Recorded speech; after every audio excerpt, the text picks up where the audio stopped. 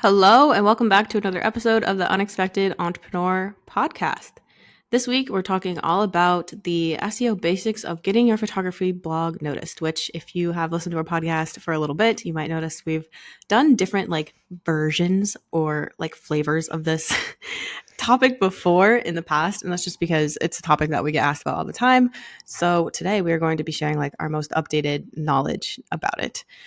But first things first, we did want to remind you that this entire season, All About Blogging, is brought to you by our new Back Pocket Blogger service. This is a 6-month blogging service that is pretty much completely on demand. And what that means is that you can be out photographing a wedding one weekend, you can send us the highlights that next week, and we will have a fully optimized blog written and delivered into your inbox within 72 hours after that.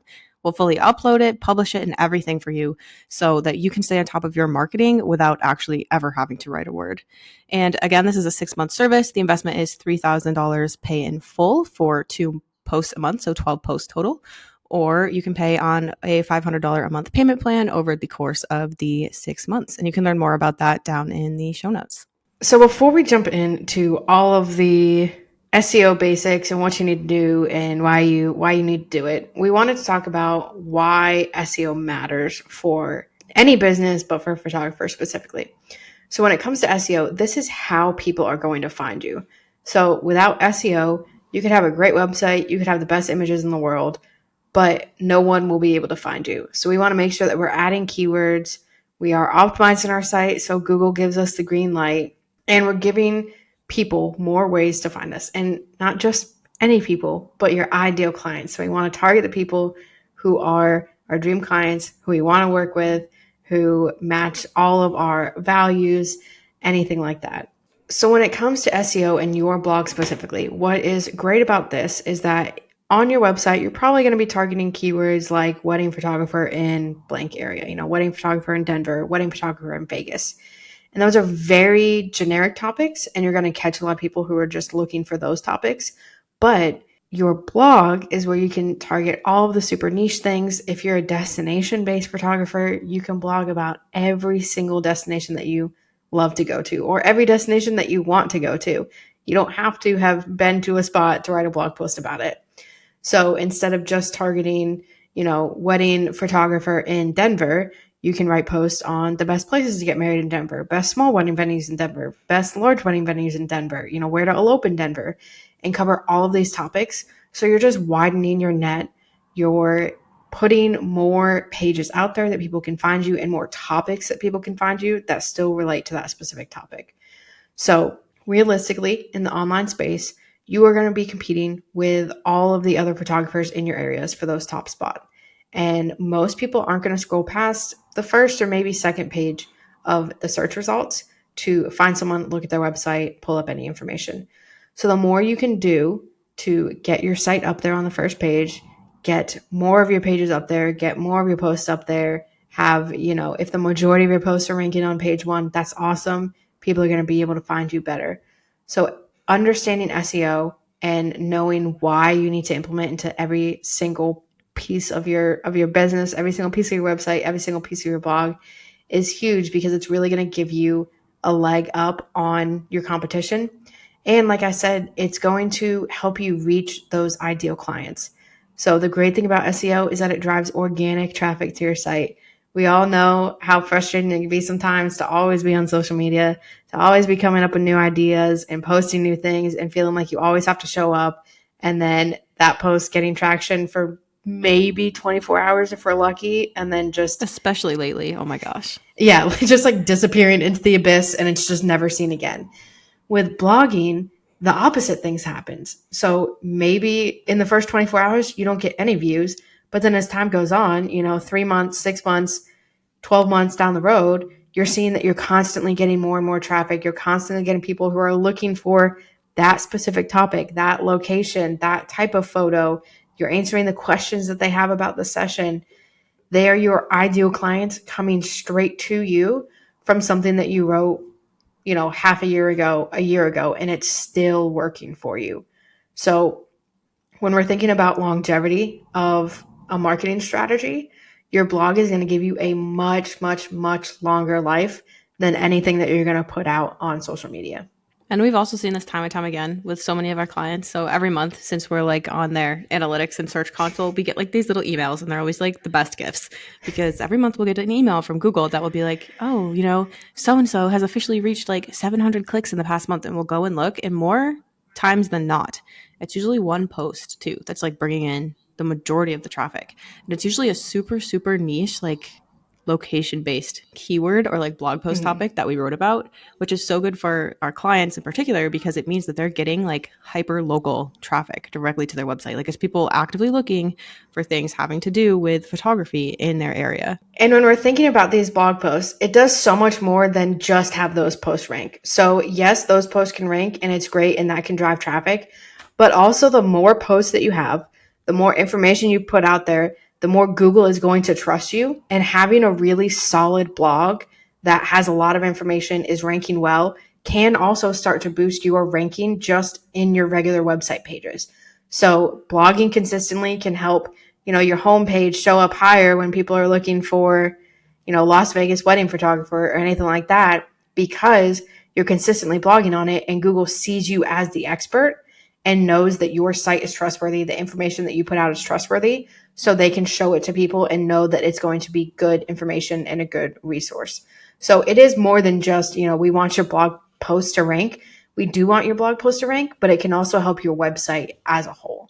And then, of course, the main thing that has to do with ranking at all is keyword research. I'm sure if you've listened to our podcast before or, learned anything about SEO, you've definitely heard about keyword research. And that is because keywords are what's going to help you rank in the first place.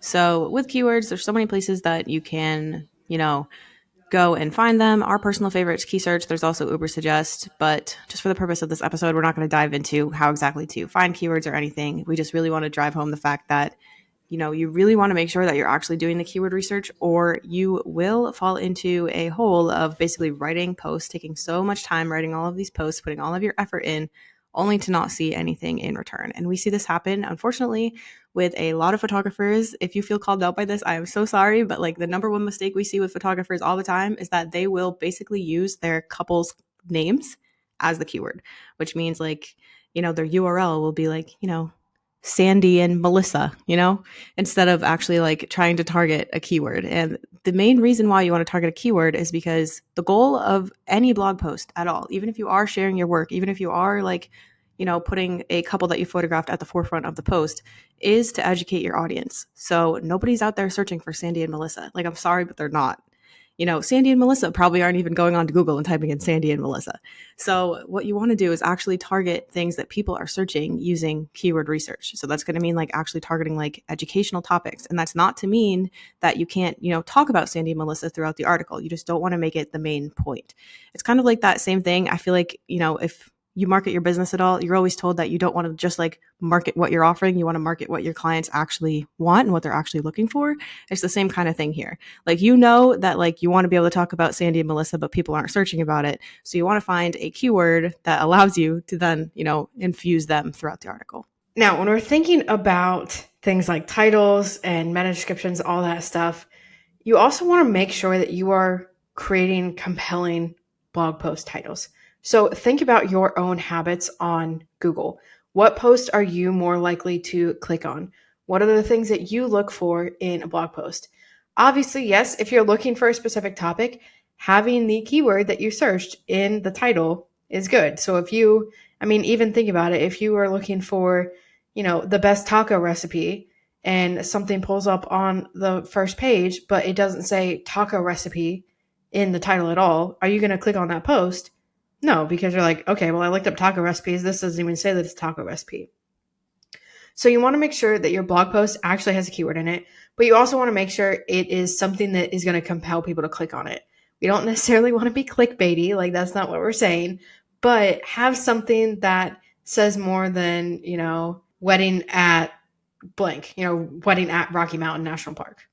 That tells me nothing. I have no emotional connection to that. I have no reason to click on it. It's very generic. So having something that's going to make people click on it, and then also having that meta description that has information on what the post is about. So having some sort of like, here's what you're going to learn in this post, or here's what you can expect, or, here's information on this, just so that as people are looking through those results, they can see the title and go, oh, that might be what I want. Look at the meta description and be like, that's the exact information I want to know. And then they can click on it and read the post. So you want to make sure that both of those are set up and have information that are actually going to compel people to click on it.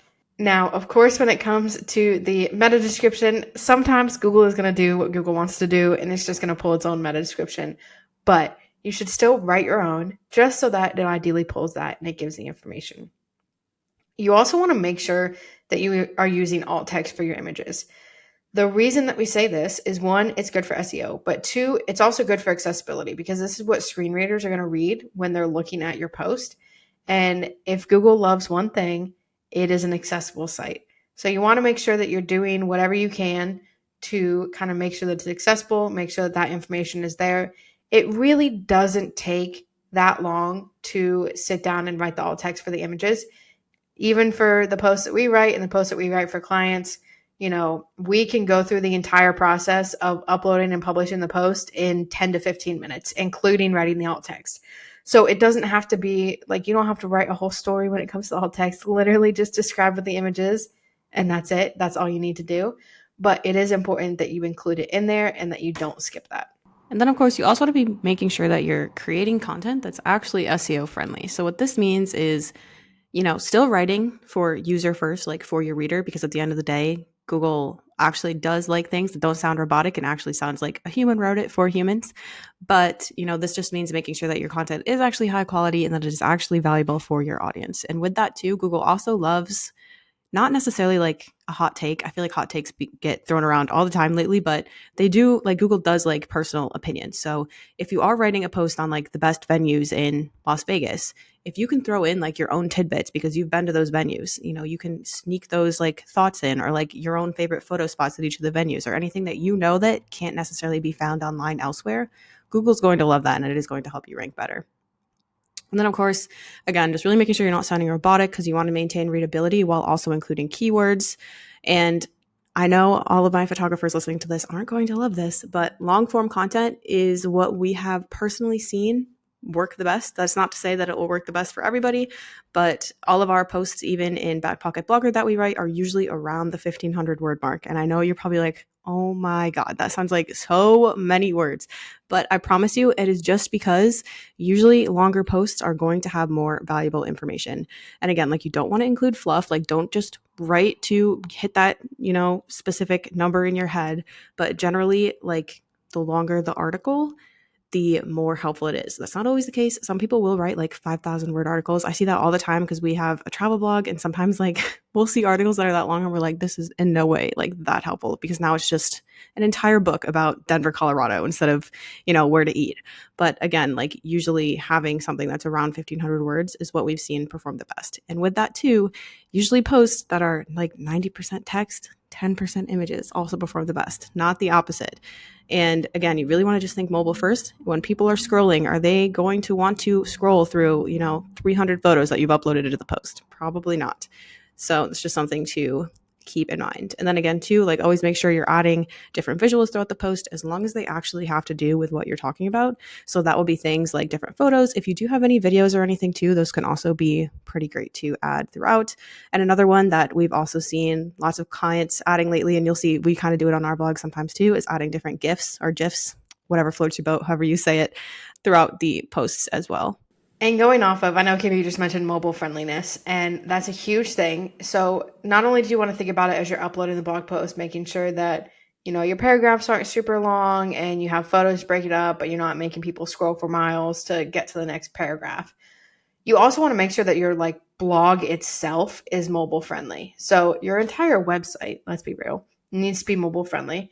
A lot of people are going to be looking at your site on mobile, especially if they're coming from things like social media and Instagram. Like, if they're clicking the link in your bio, they're going to be opening up your website on their phone. So you want to make sure that it's mobile friendly. So your entire blog, your blog feed, your single post page, your category pages, all of those things, you want to make sure that they are mobile friendly, because Google does look at that and they want to see that, and they want to see that you have mobile friendly sites.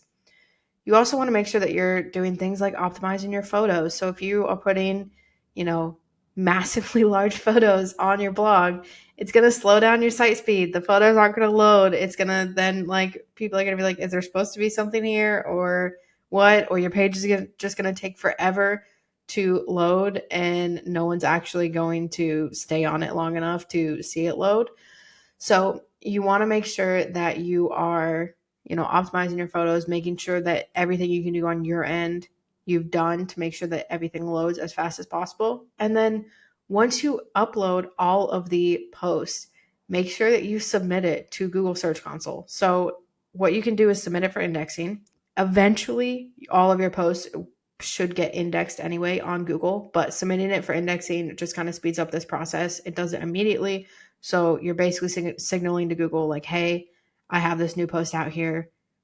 I want it to rank on Google. Here's what it is. Here's the link, and then they'll know that it's out there, and hopefully will help to kind of bump it up a little faster. You also, we're not going to lie, we see this all the time. You want to make sure that your site is secure. So if you've ever been on a site where you get the little thing at the top that says not secure, or you get a little warning that it's not secure or anything like that, you want to make sure that your site is secure. So that's going to mean your site starts with HTTPS, but realistically, the basis of it is making sure that you have the SSL certificate installed on your site.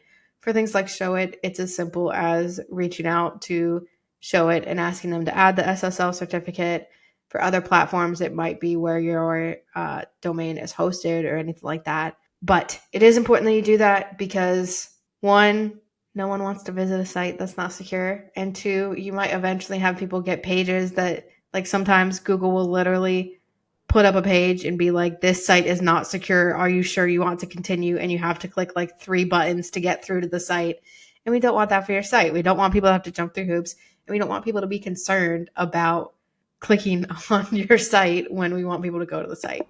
So Yeah, I don't know about you, but that always deters me. yeah, 100%. When I see that, I'm like, what am I about to be on? Exactly. So it's such a small step. It's really not that in-depth or difficult to do on basically any platform hosting anything that you're on. So definitely take the minute if you haven't done that. If you're not sure, just double check your site, type in your own site, making sure that it's loading and secure. But if not, definitely make sure you do that so everyone feels safe and confident in it and they don't run into any roadblocks actually getting to your site. And next, I know Jessie talked about this a little bit, but as a photographer, you are in such a good position to start to employ local SEO strategies. Like, this is something that even y'all get to do and we don't, because, people aren't necessarily searching for designers in different cities. I mean, like, sometimes they are, but the types of clients we work with aren't. So with this just basically means that you're going to be able to target specific location keywords in your different articles. So for instance, we have actually quite a few different photographers who work with us who are in Pennsylvania, funnily enough.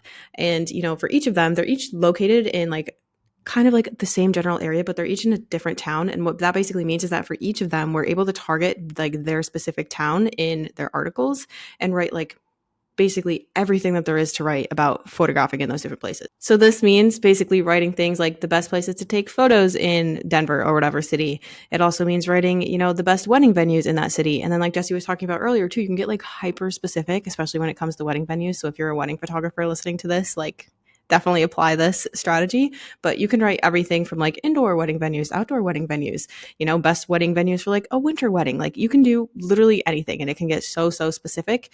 And just again, be sure to really include like that specific location too, so that you're just like basically writing everything there is to write about that location and then it's basically going to get to the point that when someone Googles pretty much anything to do with weddings in your area, most likely you're going to come up in some shape or form.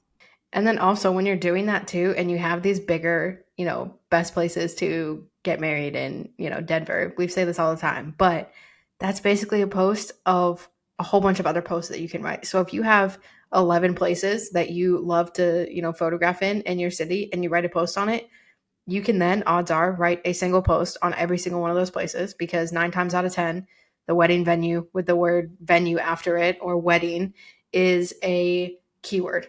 So you now have, if you write a post on 11, you now have 12 blog post ideas that you can do just on that single post. And that's, 6 months of content right there. Like, it's so easy to just hop on that and do it. People are searching for it. They're good topics. You have content for it. So I know a lot of times we get photographers who are like, well, I don't really know what to write about. And you have so much content that you can write about. It's all just sitting there waiting for you to write it. And then 2, if you can create a Google My Business profile, I've heard some rumors too that like now you actually need an address in order to create one. I'm not sure how true that is because when we created one a few years ago, you technically like didn't have to get an address. So I think if you type in Inkpot Creative on the little map, it just shows like all of America, like just in a giant box. But if you are able to create a Google My Business profile, that is also going to help you too. And this is even more true now because I don't know if you've noticed, but when you search things on Google, especially location things, there's almost always like a million different things that are ranking before you even start to get to the blog posts. And one of those things is going to be different businesses in the area. So if you can make sure to also have a Google My Business profile, it's possible that you can show up twice on the same page.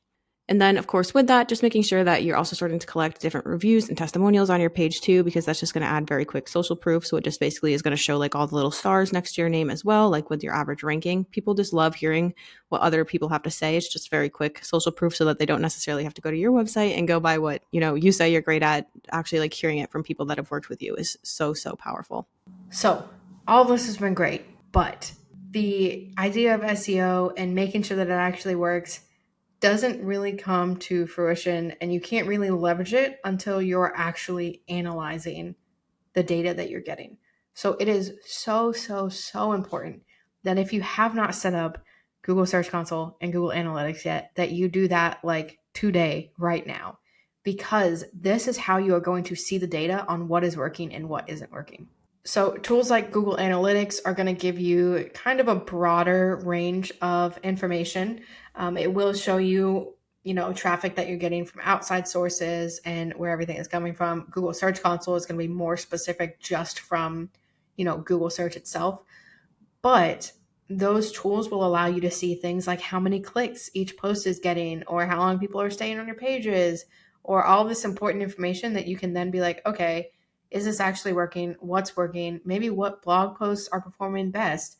What type of content is performing best? Are you seeing that, the posts that are actually more educational posts are the ones that are really taking off, and maybe you can write more of those? Or are there any adjustments that you should make? Anything like that. So you want to make sure that you have those downloaded, and then you want to make sure that you regularly review them. So this shouldn't be something that you look at once a year and you're like, oh, I guess that didn't work, or that worked great. You want to take time once a month to review it, see where things are settling, see where things are ranking. Obviously, it can take anywhere from 6 to 12 to even 18 months for things to settle in the Google search results for where they're really going to sit. So you don't have to necessarily change your entire plan after a month if you find that like you're not getting a ridiculous boost in traffic or anything like that. But you can kind of take a look, see what's working over the months, see if there's any adjustments you can make.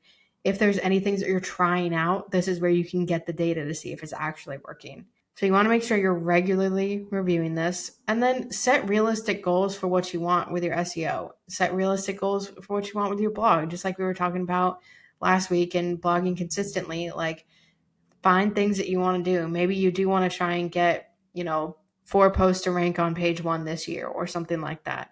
Work to get to that goal. Make sure that you are tracking it, seeing where things are laying, seeing where, maybe you can make an improvement, or if anything you change helps posts, bump up in the rankings or anything like that. But the most important thing is you want to make sure that you're tracking with the results. If you don't understand if anything is happening, what is happening, you're never really going to be able to adjust anything and really see, the long-term benefits of it.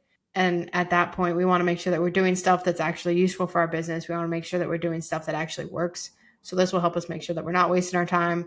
We're not doing the wrong things. We're not putting all our eggs in one basket and it's not the right basket or anything like that. So these are both free tools as well.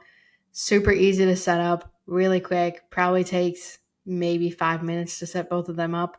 So it's really fast, but that gives you so much valuable information when it comes to your blog and your website. And just as a reminder, pretty much everything we talked about today is also included in our new back pocket blogger service. So with that, we will literally be doing like all of the SEO for you. So you can save yourself the headache of trying to unravel any of it. We'll be doing all of the keywords. We'll be writing all of your alt text, which as a photographer, I know is like one of the most dreaded parts, especially the more photos you put in. And we'll also be tracking all of your monthly analytics for you. Like you'll get a monthly analytics report from us and our team that breaks down essentially, how your posts are ranking and, what your traffic's looking like and everything like that. And again, this is a great offer if you are a super busy photographer, especially going into busy months, because all of your marketing is basically going to be done for you when it comes to like having what we like to call like your lead content. We've had a few other photographers tell us that, especially when it comes to the blog posts we write for them, they're able to basically take that blog post and break it up into multiple different captions, even like TikTok ideas, anything like that. So, blog content is so easy to be repurposed. We actually do it all the time with our own business. If you're on our email list, you'll probably see us like reuse different parts of our emails as captions. Same with like the podcast, we're repurposing that everywhere, and same with our blog content. So again, like lead content is really where it is at. Past clients in our back pocket blogger service have seen results up to 5xing their traffic prior to working with us. Almost, actually, I think every client we've ever worked with, as of last time we checked and did a full sweep of all analytics, has at least one post ranking on the first page of Google from posts that we've written, which is super, super cool. And again, if you want to learn more about that, you can check that out down in the description and show notes below. So, just as a final recap of everything SEO basics, you want to make sure that first you're starting with keywords. Keywords are always going to come first. We don't want to be wasting our time writing posts that nobody are looking for. So we want to make sure that we have our keywords. We also want to make sure that we're doing things on our site to help boost our SEO, whether that is making sure that we have, good titles and meta descriptions. We have alt text. Make sure our blog is optimized and mobile friendly and all of that stuff. And then make sure that we track the results. This is key. You want to make sure that what you're doing is actually working. And the only way to tell that is to track your results. So that is all that we have for you this week. Next week, we're going to be talking about never running out of topics, which I know we talked a little bit about today, but we'll go into more detail about that next week. So if you are someone who's like, this is great, but I feel like I'm not going to be able to write about things, or I'm going to run out of topics, or I don't have ideas, tune into that episode next week to hear all of our tips. And you'll also be hearing a little bit of different bonus episodes also strewn throughout this season, which we kind of did as a last minute addition.